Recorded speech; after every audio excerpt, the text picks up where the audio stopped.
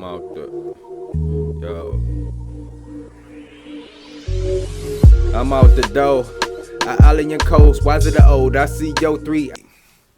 What up, though? It's that nigga Mom, man, and we're doing something completely different than what I usually do. You know what I'm saying? I usually just react to music videos. I may look at a video about, what I just covered, which was like Lennox Lewis and Ramen or Hasim Ramen brawl, just random shit. But I don't usually do interviews and shit like that.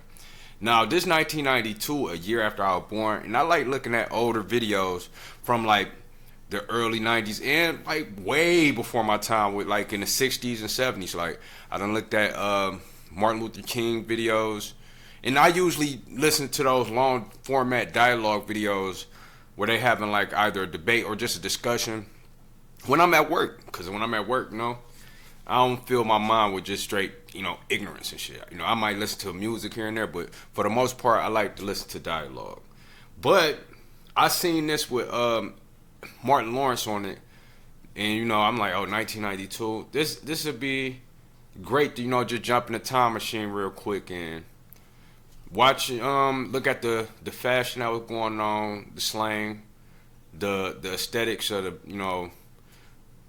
the place they at and shit. So let's get right into this, man. So, and if y'all want any videos like this or have any interviews y'all feel I might be interested in, just throw it in the comment section, and we're gonna start, posting them bitches on here too. So with that being said, like and subscribe so we hit that 100K today. So let's get right into this, the Arsenio Hall Show, 1992. Martin Lawrence. My next guest is a very funny comedian who's kind of hit the jackpot this summer. He co-stars with Eddie Murphy in a movie called Boomerang.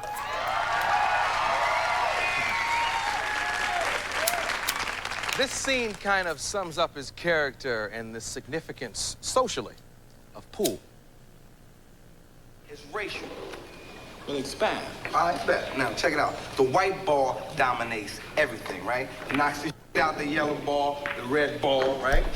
And the game's over when the white ball drives the black ball completely off the table. Now, why is that? I don't know, but I'm sure you tell me, my brother. Sure you right. Look, it's because of the white man's fear of the sexual potency of black balls.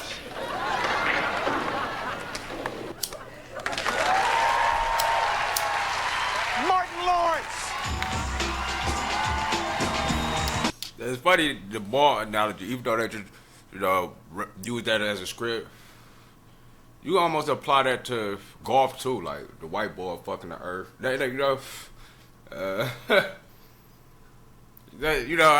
ain't going too deep. I'm smoking weed. Let's blame it on that. Let's continue.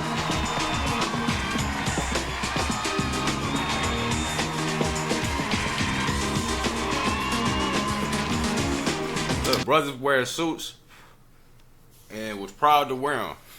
Back in the 30s and 60s, niggas was wearing suits, bro. I don't know, I'm not saying I'm gonna be just rocking suits, but I own one. At least own one of them bitches. That's right, I ain't mad. But I'm starting a movie where I make a vagina talk. Hey! Joking. But no, Susan had said that. But now, look, let's get this out in the open. Because people are sitting there saying I wouldn't be mad at him no more. A lot of people come up to me and ask if, me and Arsenio friends, we cool, tell them we boys. Yeah. I taped your first show when you had Luther on here and Brooke Shields. Yeah. Man, I was like... My thing is, I've never thought of it. Have Martin Lawrence and him ever done a movie together? I don't think so. I gotta ask. That shit just popped in my brain. Did Martin Lawrence and Arsenio Hall ever play in a movie together? That's crazy. Then they said Arsenio Hall was supposed to play Mike Lowry. I'm glad they got Will Smith, because I can't imagine this nigga playing Mike Lowry. It probably been still comedic gold because he's funny as fuck. But after seeing it with Will Smith, I can't imagine it without him. Is at the TV, and I was with you through all your hairstyles. I'm with you. Oh, Cookie did that. You mama! Yeah. Now, we just been waiting for the right time to do this. That's right. And you know why we've been waiting. And when they see your live act, they'll know why I had to wait. Y'all seen The Fly, right? Okay. Big fans, big fans. Okay, first of all, let's start off by talking about the character. Yeah. Do you know anybody like that?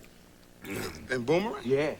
Yeah, you know, brothers that sit around talking. Yeah, man, I'm seeing the world. That's an essence. You know them brothers, it's brothers that roll. I know you get this, brother. No, it's funny. But it's some niggas just smart, bro. I feel like certain people, everybody, you know, are operate at different wavelengths or frequencies. And the level of thought you may be at, somebody may not be at that level. Or they may be beyond your level of thought. It ain't nothing to be intimidated by or feel insecure about. It's just, you know, you're not dumb. You're not idiotic. You just lack knowledge, you know what I'm saying? And you capable of gaining more knowledge. But it's those people that really don't know as much, and they try to ridicule the people that know more than them. And it's people that know a lot, they don't so much ridicule the people that don't know much. They try to distance themselves, so it won't be any type of conflict. Because they're aware of it. You know what I'm saying? Like, they're aware of the conflict that comes from, you know, even speaking knowledgeable. Because they get ridiculed like this. Even though he's joking, like, trust me, the people that was talking like that, they probably could have gave him the proper information to avoid certain conflicts or confrontations he could have avoided in his life. But motherfuckers more so are prone to, you know, disregarding what's been spoken by those few people. Because everybody, like, I see that work. It's a guy at work named L, fucking highly intelligent. And I ain't notice it. But a lot of people just, you know, brush him off as like weird or something. But the shit he be saying, I'll be like, oh yeah, this nigga, he knows some shit. But everybody else ain't on that same way. Like, wait a minute, this nigga L, this nigga L. And I'm just like, y'all stupid. That's what it is. But let's continue. I roll up with you all the time, just got out of jail. And always got something for you, though, all right? Hey, what's up, brother? Look, we got to rise as a people, okay? If we can... No, but right here, not to even keep stopping this interview, I was just at the store, grabbing my brew and my little liquor and shit, and some blunts. A guy was in there like, it just bust out of it, like, if we, you know, collectively left, y'all wouldn't have no customers. I don't know what warranted this argument or this speech. I was like, I feel what you're saying. You're right, we could stop shopping at this store. But we all just, you know, some people just walked up here, went out their way to get here. So they not about to not spend their money. They done got here. They done put the effort in to get to the damn store. But I feel what he was trying to say, but it's like, I don't know what was your beef with them, but I'm cool with them niggas. Nigga, we need our own black store. I hear what you're saying, but we ain't, where the fuck we gonna go? To go buy our shit. Not do that, then we are intercepting our luck. See, if we do that, we grow, we gonna be all right. Now look here, you got $5 I can borrow. Hold on, let me take this motherfucker off. I'm burning the fuck up. I drunk some tea, that shit ain't no joke. I'm drinking this tea. Nigga been feeling a little mucusy. Had a little mucus in me. Woo! That tea burning right up out me. I need to hit the gym, go hit the sauna or something. Let me borrow $5. Intercepting our luck. See, if we do that, we grow, we gonna be all right. Now look here, you got $5 I can borrow.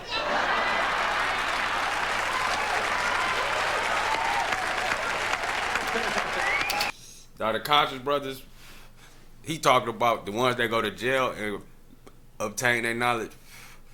It's wild that a lot of niggas go to jail to get their shit. You know what I'm saying? Some niggas don't learn till they go to jail because they don't have, well, they possess the ability to do it, but at the time of growing and just acting off of impulse, they don't really grasp the concept, like, of being in a room by themselves and just thinking, you know, without nobody being around them until they go to jail. And that's kind of fucked up, but it is what it is. It work out for them, some of them. Yeah. When you all did the movie, did you hang out a lot? Oh yeah, Eddie was cool, man. I just thought I never would be working with him, so you know. But to hang out, I mean, he fed us. If you notice, I look real fat in Boomerang, man. Nah, Eddie threw it 48 hours, like how he looked in 48 hours, they fed me, man. And maybe I came out there all swollen, man, so I wouldn't look good, man. But it was cool, because we would go over his house, man, and, you know, Eddie's place is laid, man, and What's it, food. New York or Jersey? Or Yeah, Jersey. Jersey. The food, man, was happening every day. You walk in his house, you get like a little girl, though. Because, you know, I ain't want to leave, man. I was sitting there at the table like this. Y'all got any more dessert, Eddie? You ever take a girl up there? Man, I ain't taking no girl to Eddie's house. This is where Martin was in his prime, bro. Like, young Martin before the stroke. I mean, even after the stroke, because Run Tell That is still one of the top comedy specials. One of my top 10. But after that, I think he had another stroke. It kind of fucked with it, you know what I'm saying? He ain't the same dude. But, like, unlike Keith Richardson, he had is his name Keith Richardson?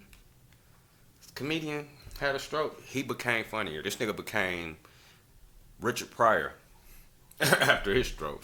How am I gonna take a girl to Eddie's house? This man got a bowling alley. This is Keith Robinson. He got a music studio.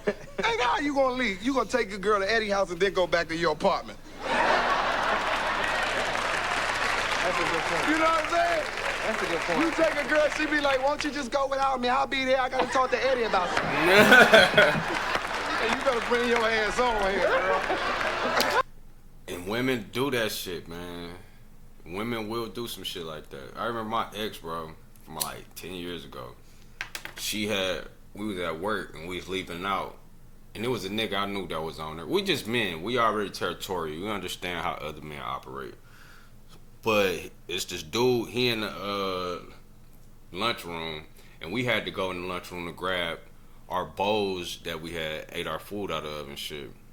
And as we go in there, I can kind of see the vibe that he trying to talk to her, and she low-key trying to talk to him, but she think I'm a fucking fool or something. So it was like, okay, grab the bowls. I'm standing in the doorway of the cafeteria. She like, oh, just go grab the coats. I'm like, I'm right here. Just grab the shit and let's go. She like, go grab the coat. So I gave her a look because I seen what was happening. I was like, okay. And I walked off. She instantly, what's going on? What's going on? Bitch, you know what's going on. Stop playing with me. You know, these bitches is like that for real, dog. They will be like, hey, like, just go ahead. And already plotting and scheming. And not all women, but it's a lot of women like that, man. It's kind of fucked up because I be friends with women first just to see, you know, where their mentality at. And, like, a lot of them be like this. Hey, you better bring your ass on here, girl. Well, let's take a commercial, come right back with more Martin Lawrence. Then if you look at the suit he got on, if y'all ever seen a Goofy movie, that look like a suit a nigga had on there, bro.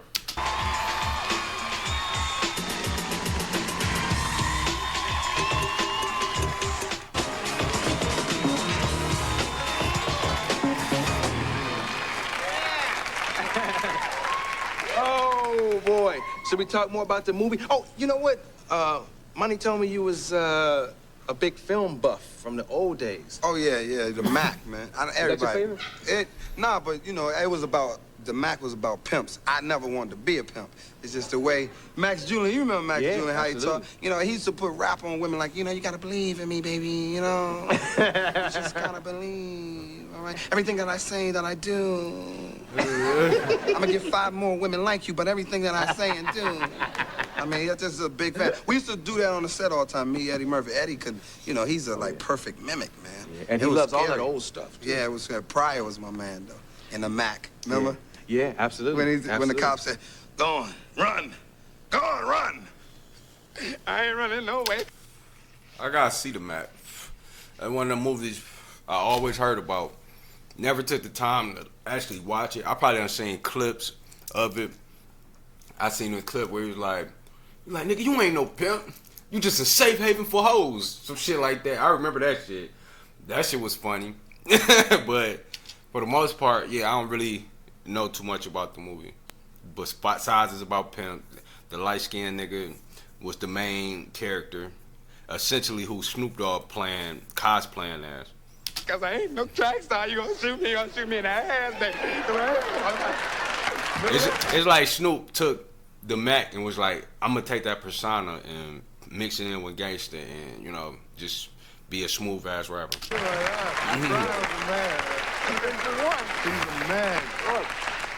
Did you all remember Martin on Star Search? Hey, oh, 2 people. You remember me on Star How many times was you on there? 1 time, 2 times. See, I that's wa- them people, too. She saw it once and she saw it once. Yeah, I had one time, and then I lost, and nah, it helped my career though. Cause I went on to a series. What's happening now? But I had thought, but Star Search. Getting into like him talking about the Star Search shit, man. That's like a major example right there. Like, man, don't give up on whatever your dreams is, whatever it is you set out to do, regardless of an opportunity not falling through. It's just a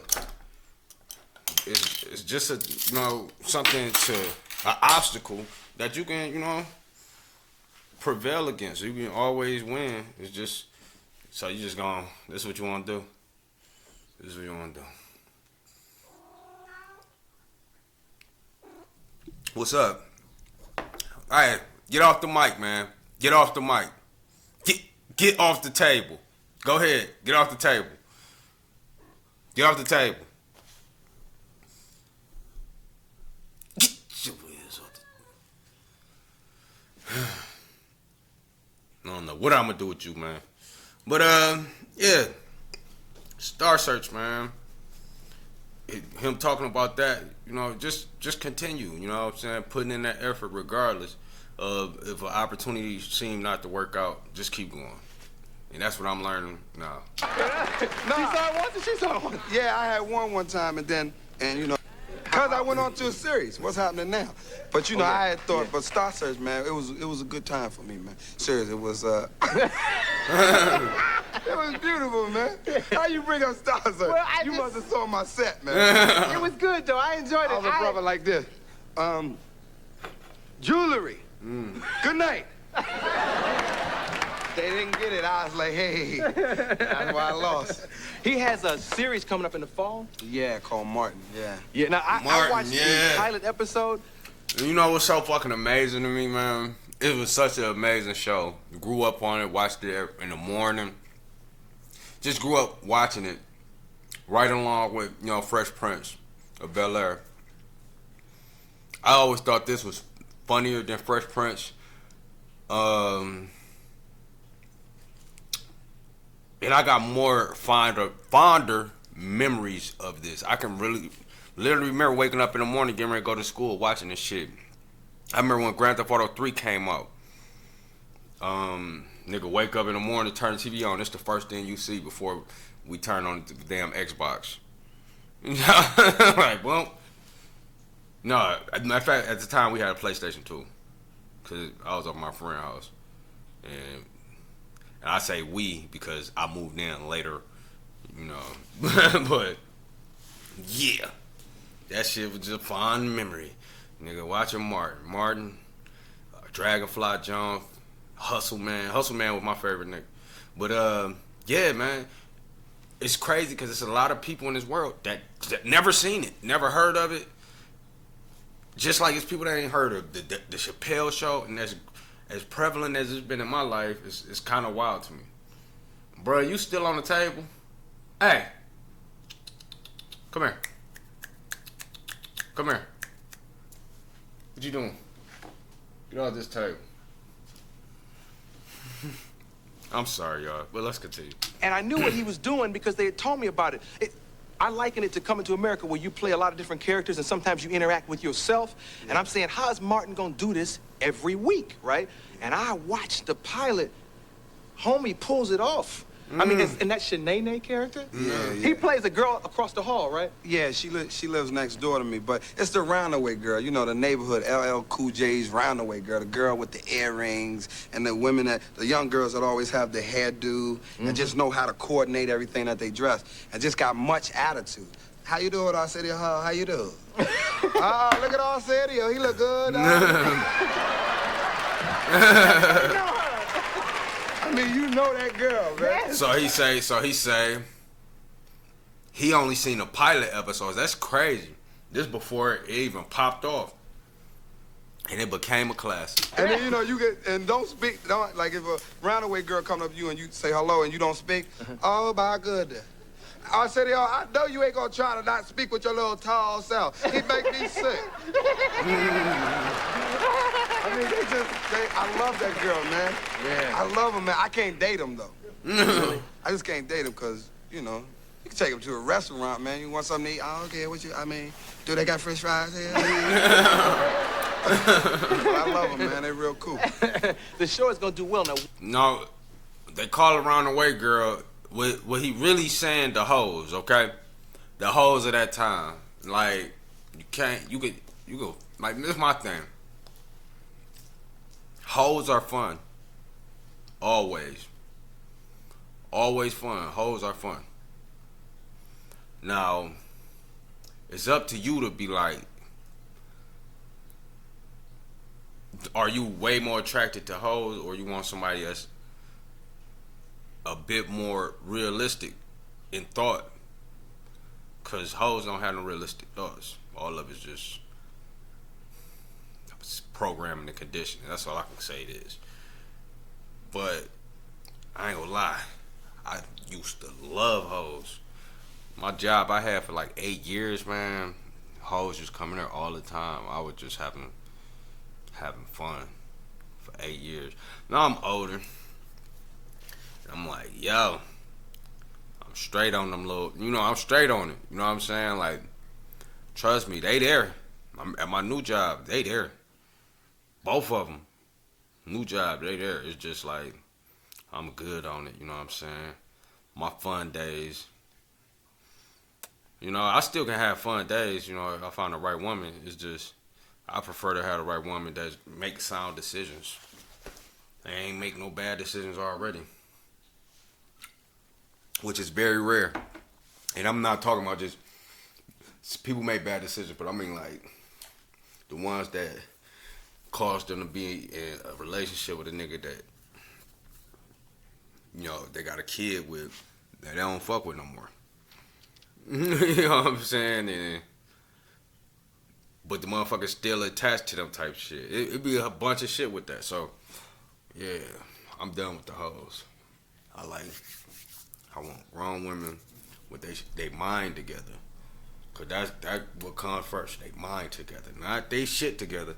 Cause a chick could have a car, a house, all that shit, right? A good ass job, and not have her mind together. Still choose a low life over something beneficial.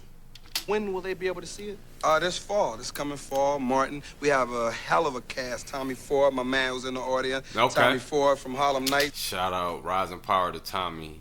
He in the crowd, you know what I'm saying, supporting. Let's give him a round of applause. That was my brother in Harlem Nights. Yeah, that was your brother. That was my brother in Harlem Nights. Yeah. Yeah, you recognize that? Yeah, that was my brother. He's on the series. Tisha Campbell. Wave to him, man. Yeah. Yeah. I gotta clap for that one. Tisha Campbell. Tisha Campbell plays my girlfriend. Tashina Arnold from Ryan's Hope and All My Children. And Carl Payne from, who used to play Cockroach on Cosby. So we got a hell of a cast, man. We looking to have fun and make you laugh. Every week is fresh. Fact. Coming at you. Yeah. I mentioned it at the start of the interview. Did anybody see his one-night stand on HBO where he did a character called The Fly? Yeah. How did you come up with that? You know, it's very funny how I came up with The Fly. I was sitting there, man. And I like how he looked. To see the reaction, you see his reaction to like majority of the crowd clapping at that, because his other performance, people, the only 2 people or whatever, they clap, but here you can see One-night stand on HBO where he did a character called The Fly. Yeah, look. Yeah. See that? He like, oh, they all see it. Nigga feel good about that, man. For real. How did you come up with that? You know, it's very funny how I came up with The Fly. I was sitting there, man. I had wanted the one-night stand bad. I said, you know, the one-night stand could change my life, my career. So I was sitting there going over relationships and right down, laying on the floor writing. And I happened to look over at the television, and I was on a part called Love. You know, when you write material, I was on a part called Love. And I looked over at the television, and I said, that's some love for your ass. I mean, and then I said, and it was, you remember when he was all, Where you going, man? What you doing? I said, now, only white people can do that. Because if it was black people, we ain't gonna make it. And so I wrote it, and it was like, hey. I was like, that's some love for your ass, because the ear fell off. And the woman hugged him on the side, the ear fell off on him. I'm sorry, man. My lady ear fall off. I'm like this. Look, put it in my pocket. He ain't getting no hug. He's shaking hands like a mug. Can you hear me? Like a mug. Boomerang! White people don't know what like a mug mean. I mean, the ones from the hood that got the same program and conditioning, yeah, they know, but ones from the burbs, they don't know what like a mug mean. Lord, go check him out! Fire, man. Fire, dog. Looking at the aesthetics of this, them went into the crowd when they showed Tommy. Just, man, it's great looking at stuff like this from the past, man. So, with that being said, like, subscribe, and share so we get that 100K today. Stay peaceful, productive, and positive. It's that nigga Mine. And much love. I'm out the, yo. I'm out the door. Alien coast, why's it the old? I see your 3 eyes is closed. Consistency, your conditioning, I suppose. Children mimicking imagery they've been exposed to. Frequencies given from symphonies on radio too. Vibrating energy subconsciously, but you consciously do when you move. Our enemy is cruel.